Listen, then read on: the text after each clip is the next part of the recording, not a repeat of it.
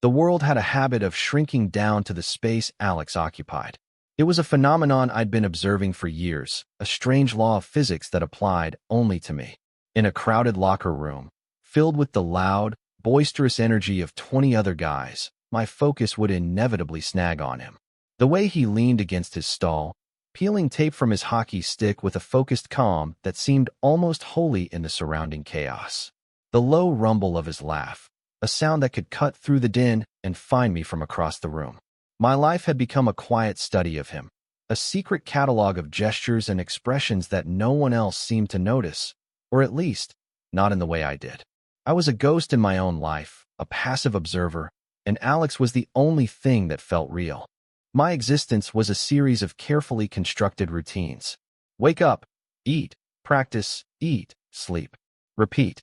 On the ice, I was functional, a reliable defenseman who did his job without fanfare. Off the ice, I was mostly invisible. I'd sit at team dinners, a silent node in a network of easy camaraderie I couldn't quite access. I'd listen to the stories of girlfriends and weekend parties, offering a small smile when expected, but my own life was a blank page. The loneliness was a constant, a low hum beneath the surface of everything. A feeling so familiar I sometimes forgot it was there until a moment of sharp contrast. Like watching Alex sling his arm around someone's shoulders in a casual, affectionate gesture, made it roar back to life. This particular road trip was no different. 3 cities in 5 days. A blur of airports, bus rides, and sterile hotel rooms. We were in Buffalo, and the game had been brutal. The air in the locker room was thick with the metallic scent of sweat and the sharp tang of liniment. It was a loss. A bad one. The silence was heavy, broken only by the ripping sound of tape and the quiet groans of exhausted bodies. My own aches were a dull, familiar chorus. But my attention, as always, was snagged on Alex. He sat on the bench in front of his locker, his head in his hands, his broad shoulders slumped in a rare display of defeat. He'd taken a nasty hit in the third period, a blindside check that had sent him spinning into the boards. He'd finished the game, of course. Alex always finished the game. But I had seen the wince he tried to hide as he skated to the bench, the careful way he moved his left arm. Our coach, a man whose vocabulary consisted mainly of grunts and yells, came over and clapped Alex on his good shoulder. "Tough one, Captain," he'd said, his voice unusually gentle. "Get the doc to look at that wing. You and Leo are in 305. Make sure he gets ice on it," he'd added, jerking his chin in my direction. My heart gave a stupid, painful lurch. Rooming assignments were usually random, a rotating list to encourage team bonding, or so they said. But for the next 48 hours, my universe, which so often orbited Alex from a safe distance, was about to shrink to the size of a single hotel room. It felt less like a bonding opportunity and more like a sentence. A beautiful, terrifying sentence. I watched him from my own stall, pretending to be absorbed in untying my skates. The team doctor was talking to him in low tones, gently probing his shoulder. Alex's face was a mask of stoicism, but I could see the faint tremor in his hand, the tight line of his jaw. He was so good at projecting this image of unflappable strength, the steady anchor of our team. But I saw the cracks. I always saw the cracks. It was my curse, this intense, unwanted perception. I noticed the way his smile didn't quite reach his eyes when he was tired, the slight rasp in his voice when he was stressed. These were the details I collected, the secret currency of my one-sided affection. The bus ride to the hotel was quiet.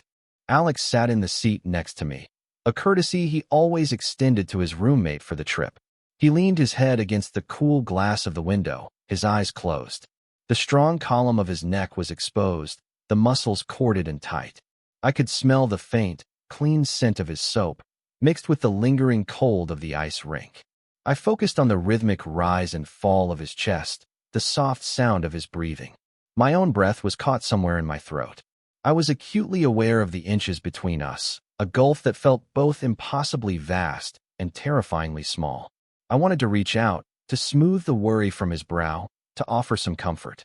But I was Leo, the quiet one, the ghost. So I just sat there, a statue of longing, and watched the city lights streak by. The hotel room was like every other hotel room. 2 queen beds, a generic painting of a sailboat on the wall, and the faint, antiseptic smell of cleaning products. It was aggressively beige. Alex dropped his gear bag by the door with a heavy thud and moved stiffly toward the bed closest to the window. He peeled off his team hoodie with a sharp intake of breath, and I saw the dark, angry beginnings of a bruise blooming across his shoulder and collarbone. It looked painful. My stomach clenched in a useless spasm of empathy. "Damn it," he muttered, more to himself than to me. He tried to rotate his arm, and a muscle in his jaw jumped. "You need the ice?" I asked, my voice sounding rusty and unfamiliar in the quiet room. He glanced over at me, and for a second, his carefully constructed mask slipped. I saw a flicker of raw exhaustion in his eyes, a vulnerability that made my chest ache. Then it was gone, replaced by his usual easygoing facade. "Yeah, that'd be great, man. Thanks." He gave me a small, tired smile. It was a smile I had cataloged 1,000 times, but this one felt different. Less for show. It was aimed directly at me, and it landed with the force of a physical blow.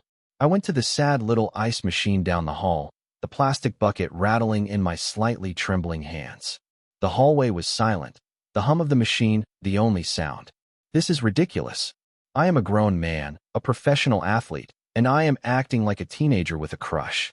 The thought was mocking, a familiar refrain in my internal monologue. But the knowledge did nothing to quell the frantic drumming of my heart. I scooped the rattling cubes into the bucket, the cold biting at my fingertips. I was bringing ice to my injured teammate. It was a simple, normal act. But nothing about my feelings for Alex had ever been simple or normal. When I got back to the room, he was sitting on the edge of his bed, shirtless. My breath hitched. I had seen him shirtless 100 times in the locker room, but this was different. The privacy of the room, the dim lighting, the context of his injury, it all conspired to make the sight intensely intimate. His back was to me a landscape of sculpted muscle and smooth skin. I could see the tension radiating from his shoulders, the way each muscle was held rigid against the pain. He was trying to wrap a towel around a plastic bag of ice from the mini-fridge, his movements awkward and frustrated. "Here," I said, my voice barely a whisper. I walked over, my feet silent on the thick carpet. "Let me," he stopped, his shoulders slumping slightly in surrender. "Thanks, Leo." He didn't turn around. He just waited. I felt a surge of something sharp and unfamiliar. It wasn't just anxiety. It was a feeling of purpose. For this one small moment, he needed me. I emptied the cubes from the bucket into one of the hotel's laundry bags, cinched it tight, and wrapped it in a thin towel. My hands felt clumsy, too big. I approached him slowly, as if he were a spooked animal. "Okay," I said softly. "Where does the doc want it?" "Right on the joint," he murmured, his voice low. "High on the shoulder." I hesitated for only a fraction of a second before placing the makeshift ice pack onto his skin. His flesh was warm from his shower, and the sudden contact sent a jolt through my fingers, a spark of electricity that traveled up my arm and settled deep in my chest. He flinched at the cold, a sharp hiss of breath escaping through his teeth. "Sorry," I said quickly. "No, it's good," he breathed out. "Just cold." I held the pack in place with one hand, my knuckles brushing against the taut muscle of his trap. I could feel the heat of him, the life of him, radiating into my palm. My entire world narrowed to this single point of contact. The scent of his skin, a clean, musky scent that was uniquely his, filled my senses. I watched the goosebumps rise on his arm, a silent reaction to the cold. I was so close I could see the small, dark moles scattered across his back, the faint scar near his shoulder blade from a surgery years ago. These were territories I had only ever observed from afar, and now I was touching them. The intimacy of it was staggering. He was trying to hold the pack himself, but the angle was awkward. He shifted, trying to get it to stay, hissing again as the movement pulled at the injury. "Can't quite get it," he grunted, frustration lacing his voice. He was trying to pin it between his shoulder and the headboard, but it kept slipping. I watched him struggle for a moment, my own inaction a form of paralysis. My mind was a battlefield. One side screamed at me to just help him, to be a normal teammate. The other, the side that had been in love with him since our rookie year, was terrified of what that help might mean, of how my touch might betray the years of secrets I had kept locked away inside me. I was so lost in my own head I almost missed him speaking. "Leo," he said, his voice quiet but firm, pulling me from my trance. "Could you just sit here?" And hold it. I nodded, unable to form words. I moved to sit on the bed behind him, my knee brushing against his hip. The contact was brief, accidental, but it sent another shockwave through my system. I positioned myself so I could press the ice pack firmly against the swelling joint. My arm was draped awkwardly over his shoulder, my hand resting near his collarbone. We were a strange tableau in the lamplight, a study in forced proximity. We sat in silence for a few minutes. The only sounds the faint hum of the hotel air conditioner and the quiet crackle of the ice as it began to melt. I was hyper-aware of everything. The texture of his skin beneath my fingertips. The way his muscles twitched involuntarily under the intense cold. The rhythm of his breathing, which seemed to be slowly, gradually evening out. I focused on a spot on the wall, trying to control my own breathing, trying to make this feel normal. But it wasn't normal. It was the most terrifying and exhilarating thing that had ever happened to me. He shifted slightly, adjusting his weight. The movement brought his uninjured shoulder pressing against mine. It was a solid, warm pressure that anchored me. I could feel the strength in him, even now, when he was injured and vulnerable. "Is that okay?" I asked, my voice still rough. "The pressure?" He let out a long, slow breath. "Yeah, it's good." He shifted again, a small, deliberate movement this time. His shoulder pressed more firmly into mine. A little warmth seeped through my t-shirt. My mind raced, trying to decipher the gesture. Was it for comfort? For stability? Or was it just an unconscious movement? With Alex, I never knew. He was a puzzle I could never solve. Then he spoke again, his voice a low murmur that seemed to vibrate right through me. Closer, one word. Just one word, spoken so softly I almost thought I'd imagined it. My heart stops. It actually, physically, stops for a beat before hammering against my ribs like a trapped bird. Closer. It can't mean what I think it means. It can't. This is Alex. My straight teammate. The team captain. He means the ice pack. He must mean the ice pack. I pressed the towel-wrapped bag more firmly against his skin, my fingers digging in slightly. Like that. I managed to ask, my voice a strangled squeak.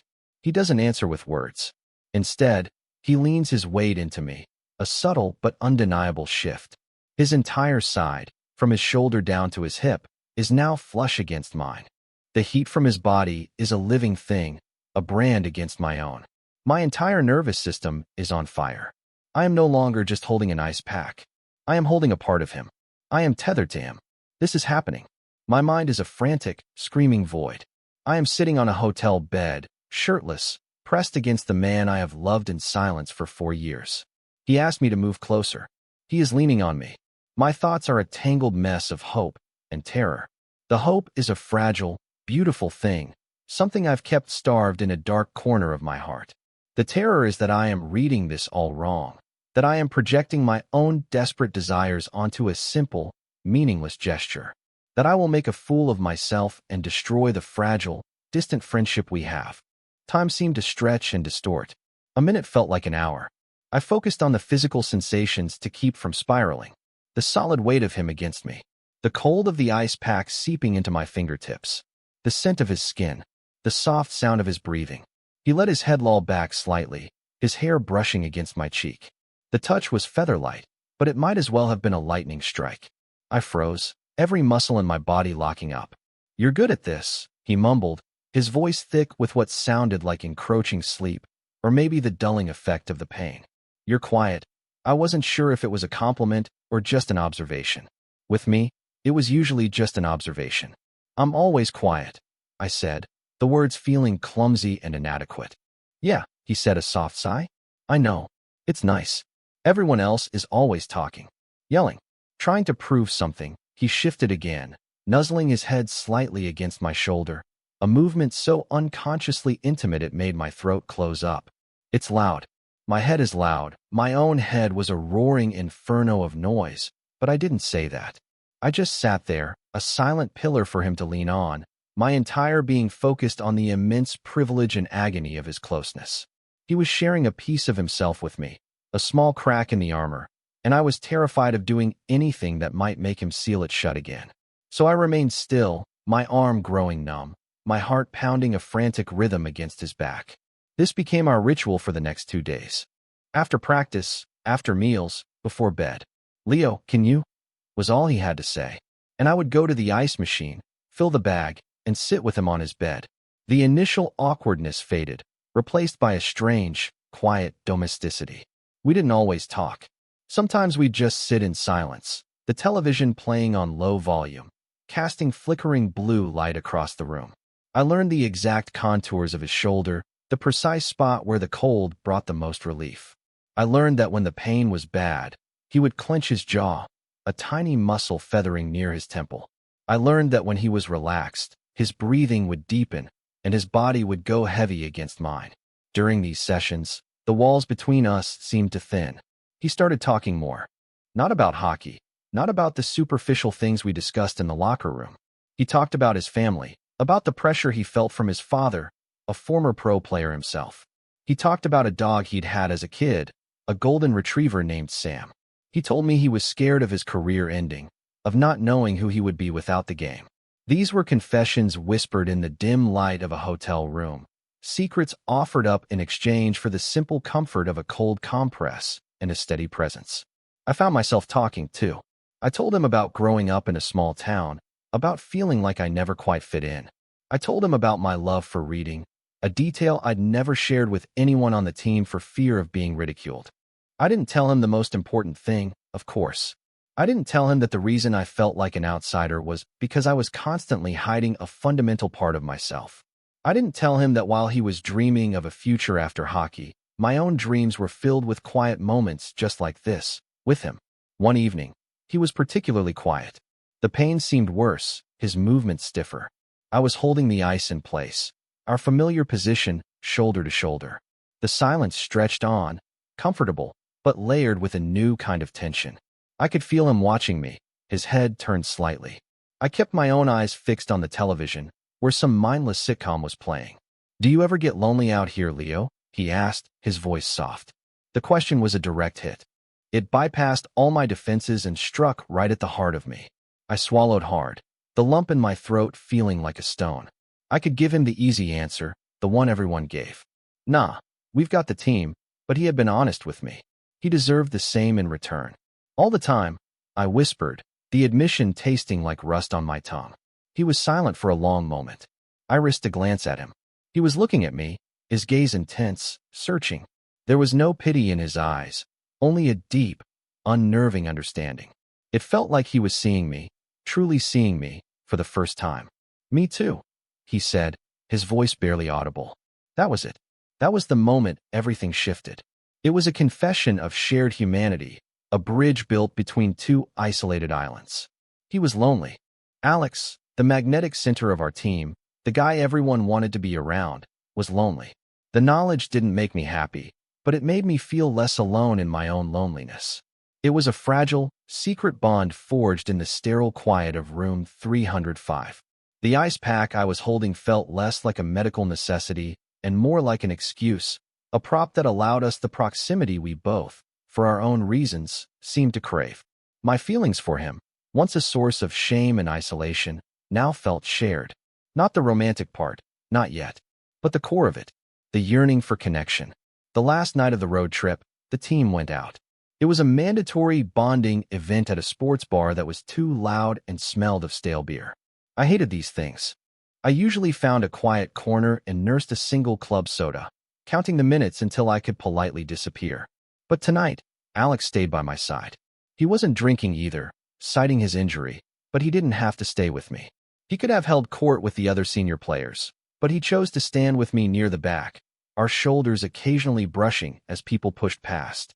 A few of the younger, dumber guys on the team, fueled by cheap beer, started giving me a hard time. It was the usual stuff.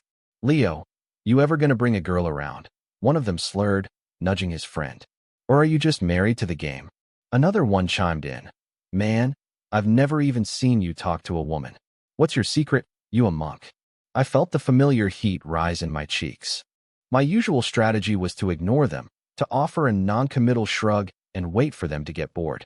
But before I could even open my mouth, Alex moved. He stepped slightly in front of me, a subtle but clear blocking maneuver. He draped his good arm over my shoulders, pulling me into his side. The gesture was casual, possessive, and it silenced them immediately. "Leave him alone," Alex said, his voice calm but with an underlying edge of steel that I knew well. It was his captain voice. Leo's got standards. He's not interested in the puck bunnies you guys chase after. He squeezed my shoulder, a firm, reassuring pressure. Besides, he has to save all his energy for taking care of my broken ass. He grinned, that easy, charming grin that could defuse any situation. The younger guys laughed, slapped him on the back, and moved on, the moment forgotten. But I hadn't forgotten. My heart was pounding against my ribs, a frantic, wild thing. His arm was still around me, a heavy, warm weight. His side was pressed against mine. In a crowded, noisy bar, he had created a small, protected space just for the two of us. He had defended me. He had claimed me, in a way. It was all for show, of course. A captain looking out for a teammate. That's all it was. But it felt like so much more. The heat from his body was seeping into my skin, and the scent of his cologne, something clean and woodsy, was filling my head. I felt dizzy with it. He didn't remove his arm for a long time. Back in the hotel room, the air was thick with everything that had been left unsaid at the bar. The silence was different now. It wasn't comfortable anymore. It was charged, electric. I went about my routine, changing into a t-shirt and sweats, trying to pretend that my entire world hadn't just been tilted on its axis. But I could feel his eyes on me. I could feel him watching my every move. I finally turned to face him.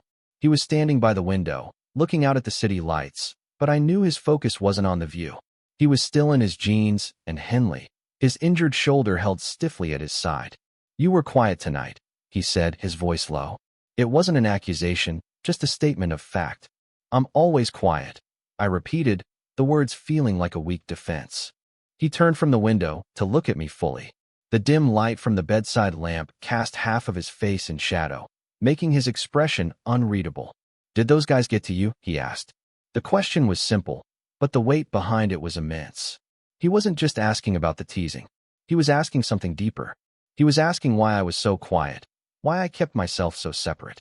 He was asking to be let in, and I couldn't bear it. The kindness, the perception, the steady pressure of his concern. It was all too much. The dam I had so carefully constructed inside me, the one that held back years of loneliness and longing, was beginning to crack. "Why do you do that?" The question burst out of me, sharp and ragged. My voice trembled. Alex's brow furrowed in confusion. He took a step toward me. "Do what, Leo?" "That," I said, gesturing vaguely. "At the bar. All of this." I pointed between us, at the space that was humming with an almost visible energy. "Why do you pretend? Act like you care." My voice broke on the last word. I felt hot tears pricking at the backs of my eyes, a humiliating sting of vulnerability. "Leo," he said, his voice soft, pained. He took another step, closing the distance between us until he was standing only a foot away. "What are you talking about?" "I do care." The sincerity in his voice was what broke me. "No," I choked out, shaking my head. "You don't understand. It's not fair. It's not fair for you to be so kind to me, when I'm not. I'm not pretending." The confession hung in the air between us, a raw, terrifying thing. The secret I had guarded for so long was finally out, lying exposed and vulnerable on the beige hotel carpet. I couldn't look at him. I stared at his chest, at the soft cotton of his shirt, and waited for the rejection. I waited for the pity, the disgust, the awkward retreat. Silence. A long, drawn-out silence that stretched for an eternity. My entire life seemed to hang suspended in that moment. I could hear my own ragged breathing, the frantic beat of my own heart. I braced myself for the blow, but it never came. Instead, I saw his hand lift into my field of vision. It moved slowly, deliberately. I flinched, expecting him to push me away, but his fingers were gentle as they came to rest on my cheek. His thumb stroked softly over my skin, just below my eye, wiping away a tear I hadn't even realized had fallen. The touch was feather-light, reverent. It was an answer. I finally lifted my gaze to meet his. His eyes were dark, filled with an emotion I couldn't name. It was intense, a little bit sad, and overwhelmingly gentle. His mask was completely gone. This was the real Alex, unguarded and raw. "Leo," he whispered, his voice thick. He searched my eyes, as if looking for permission. "Who said I was pretending?" And then he leaned in. The movement was slow, giving me every opportunity to pull away. But I was rooted to the spot, mesmerized. His other hand came up to cup the back of my neck, his fingers tangling in my hair. His lips brushed against mine, a soft, tentative question. It wasn't a kiss of passion or demand. It was a kiss of discovery, of confirmation. It was hesitant and sweet, and it tasted faintly of salt from my tears. I let out a shuddering breath and leaned into him, my hands coming up to grip his shirt. The small space between us vanished. The kiss deepened, becoming more confident, more sure. It was everything I had ever dreamed of, but 1,000 times better because it was real. It was a conversation without words, a confession of shared loneliness, a promise that we weren't alone anymore. In the sterile quiet of a generic hotel room, surrounded by the ghosts of 1,000 other lonely travelers, I felt like I had finally come home. The world that had so often shrunk to the space Alex occupied had now become the space we shared, and for the first time, it felt big enough for both of us. When we finally broke apart, we were both breathless. He didn't move away. He rested his forehead against mine, his eyes still closed. His hands were still cradling my face, his thumbs stroking my cheeks. I could feel the warmth of his skin, the slight tremor in his fingers. "Leo," he breathed, his voice a rough whisper. He said my name like it was something precious, something he had just discovered. I couldn't speak. I could only stand there, held by him, trying to recalibrate my entire existence. The foundations of my world had been shaken, and the man responsible was standing here, breathing the same air, his forehead pressed against mine. The years of silent observation, of hopeless yearning, had coalesced into this one, perfect, impossible moment. I was terrified it was a dream. I was terrified that if I opened my eyes too wide, it would all vanish. He must have sensed my fear. He opened his eyes, and his gaze was so clear, so steady, it anchored me. "This is real," he said softly, as if reading my thoughts. "Okay, this is real," I nodded, a jerky, uncoordinated movement. "Okay," I whispered back. He gave me a small, tentative smile. It was a new smile, one I had never seen before. It was shy and hopeful, and completely devoid of the easy charm he usually wore like armor. This smile was just for me. He slowly lowered his hands from my face, his fingers trailing down my arms until he found my hands. He laced his fingers with mine, his grip firm and warm. It was a simple gesture, but it felt like a vow. A new connection, solid and tangible. We didn't say anything else for a long time. We just stood there in the middle of the room, holding hands, our foreheads pressed together. The television was still murmuring in the background, a laugh track playing to an empty room.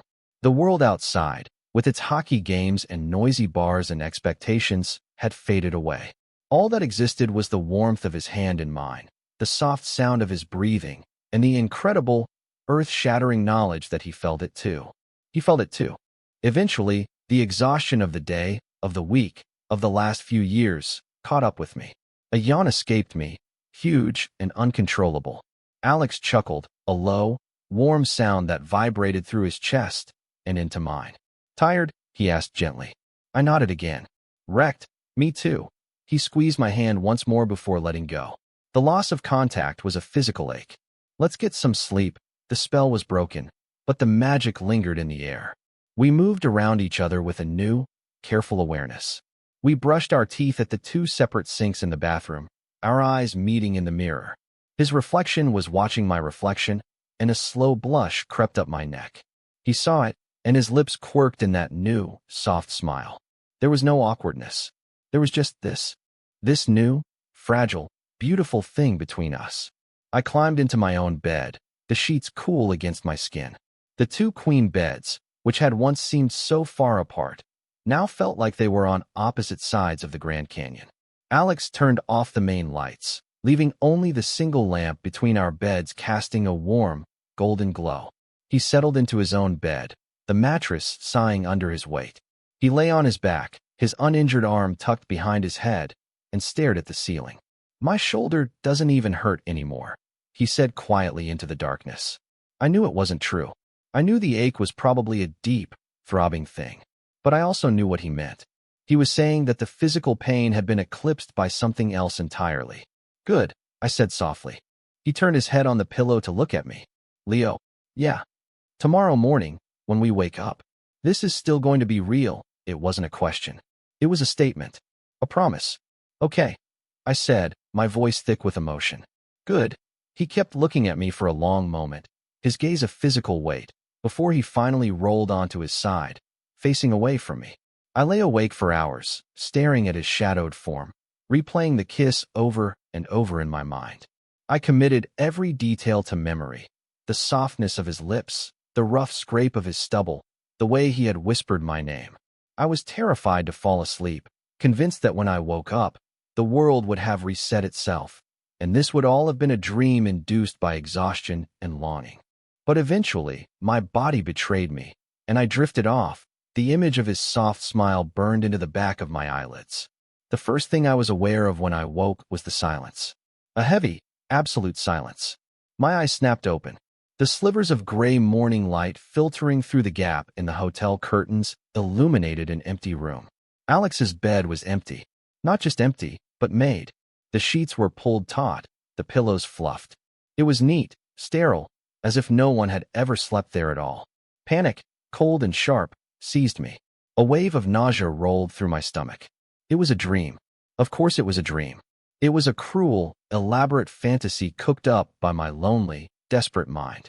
The shame was so intense it felt like a physical blow, knocking the air from my lungs. I squeezed my eyes shut, wishing I could disappear into the mattress. How could I have been so stupid? How could I have allowed myself to believe, even for a second, that any of it was real? I would have to face him on the bus, in the locker room. I would have to pretend I hadn't confessed my pathetic feelings. I would have to see the pity in his eyes. The thought was unbearable. The click of a keycard in the door lock made me jump. My heart hammered against my ribs. I pulled the covers up to my chin, a pathetic, childish instinct to hide. The door opened, and Alex walked in. He was dressed in jeans and a fresh t-shirt. He was holding 2 cardboard cups of coffee. He saw me awake, saw the look of sheer terror on my face, and his own expression softened with concern. "Hey," he said gently, closing the door behind him. "You're awake." I couldn't speak. I just stared at him, my mind a maelstrom of confusion and relief and lingering fear. He walked over to my bed, his movements quiet and unhurried. He set one of the coffees down on the nightstand. The rich, dark scent of it filled the air. He didn't say anything about the look on my face. He just sat down on the edge of my bed, the mattress dipping with his weight. Our knees brushed. The small point of contact sent a wave of warmth through me, chasing away some of the cold panic. He looked at me, his eyes searching mine. "Morning," he said again, his voice soft. He reached out and took my hand, the one that was clutching the comforter in a white-knuckled grip. He gently uncurled my fingers and laced his own through them. His hand was warm and solid and real. This was real. I didn't dream it, did I? I finally managed to whisper, the words feeling fragile in the quiet room. He shook his head, a small, sad smile touching his lips. He squeezed my hand. "No, Leo," he said, his voice firm with reassurance. "You didn't." He lifted my hand and pressed a soft kiss to my knuckles. "I just want to get coffee. I thought you might need it." The relief that flooded through me was so powerful it made me dizzy. The tension I had been holding in my chest, in my shoulders, in my jaw, released all at once, leaving me feeling weak and boneless. A single tear escaped and traced a hot path down my temple into my hair. "I thought you were gone," I admitted, my voice thick. I thought you regretted it." "Never," he said, his voice fierce. He used his free hand to gently brush the tear away with his thumb. "Leo, look at me." I did. His gaze was intense, unwavering. "The only thing I regret is that it took me this long. I regret every time I saw you looking lonely and didn't do anything. I regret being a coward." The confession stunned me into silence. Alex a coward? It seemed impossible. He was the bravest person I knew. "You're not a coward," I said. "I was," he insisted. I've known for a while, I think, that I felt something for you. But I didn't know what it was. Or I didn't want to know. It was easier to pretend I didn't see the way you looked at me. It was easier to just be teammates." He looked down at our joined hands. "But these last few days, being this close to you, talking to you, it wasn't easy anymore. It was impossible to ignore." He looked back up at me. "I don't want to ignore it anymore." The road trip ended. We flew home, sitting next to each other on the plane. We didn't talk much, but he kept finding small excuses to touch me. His knee pressed against mine for the entire flight. His hand brushed mine when he passed me a bottle of water. Each touch was a silent reassurance, a confirmation that the world of room 305 had not been left behind. But the real world was waiting for us. The locker room felt different, charged with a new kind of tension that only I could feel. The easy camaraderie now seemed like a minefield. Every joke, every casual touch from another teammate felt like a threat. I found myself watching Alex constantly, gauging his reactions, terrified that he would pull away, that the pressure of this hypermasculine environment would force him back into his armor. He was different, quieter, more watchful. He was still the captain, still the leader, but there was a new reserve to him. I saw him watching me from across the room, his expression unreadable. The fear started to creep back in. Maybe this was too much. Maybe we couldn't translate the fragile intimacy of that hotel room into our real lives. Maybe it was just a fleeting moment of connection, born of injury and isolation, that couldn't survive in the harsh light of day. We lived in the same apartment building during the season, a perk for the players who weren't from the city. We were on the same floor, our doors just a few feet apart. The first night back, we walked from the parking garage to our floor in silence. The air between us was thick with unspoken questions. What now? What were we? We reached my door first. I fumbled for my keys, my hands suddenly clumsy. This was it. This was the moment he would say goodnight and walk to his own apartment, and the invisible wall between us would be rebuilt. Leo, he said, his voice stopping me. I turned to face him. He was standing there, his gear bag slung over his good shoulder, looking tired and uncertain. For the first time, he looked as scared as I felt. My shoulder's acting up, he said, the corner of his mouth twitching into a faint, mischievous smile. It was a shadow of his old grin, but it was there. The flight was rough on it. My heart started to beat a little faster. Could use some ice, he finished, his eyes holding mine. It wasn't a request for medical aid. It was an invitation. It was a conscious choice, a deliberate step across the chasm of fear and uncertainty that separated us. He was choosing me. He was choosing this. I unlocked my door and pushed it open, stepping aside to let him in. I think I have some in the freezer, I said, my voice steady despite the wild hope blooming in my chest. He walked past me into my apartment, the scent of him, clean and familiar, filling the small space. He dropped his bag by the door and turned to face me. My apartment was small, sparsely furnished, a reflection of its occupant. It was a place for sleeping, not for living. But with him standing in the middle of it, it suddenly felt like a home. He closed the distance between us, his movements slow and deliberate. He didn't kiss me. He just reached out and rested his hands on my shoulders, his gaze searching mine. We're going to have to be careful, he said, his voice low and serious.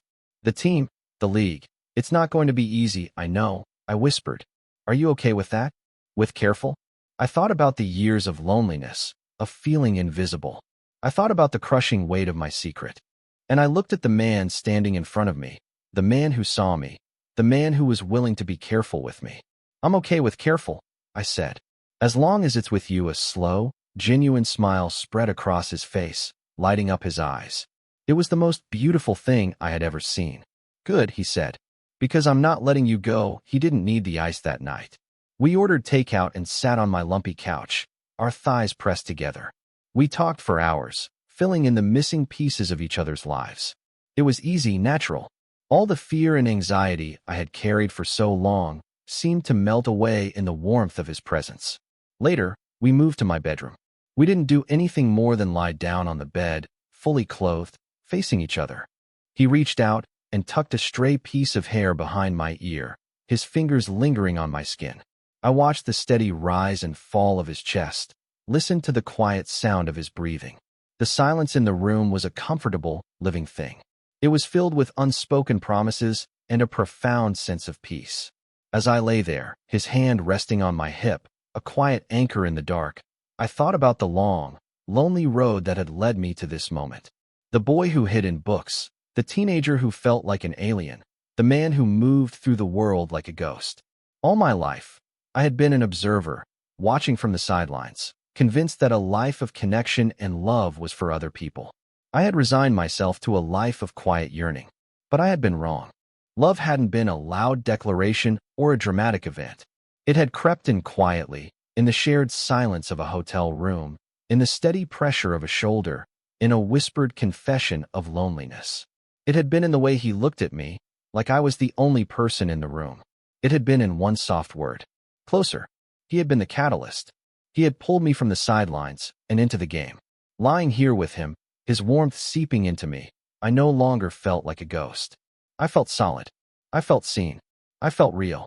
I reached out my hand and traced the strong line of his jaw, the rough texture of his evening stubble, a grounding, wonderful sensation. His hand came up and covered mine, his fingers lacing through my own. He brought our joined hands to his lips and pressed a kiss to my palm. The future was a blank page. The path forward would be complicated, fraught with risks and the need for caution. But for the first time in my life, I wasn't afraid of what was to come, because I wouldn't be facing it alone. I had Alex, and as I finally drifted to sleep, his steady breathing a lullaby in the quiet dark, I knew, with a certainty that settled deep in my bones, that I was finally, truly, home.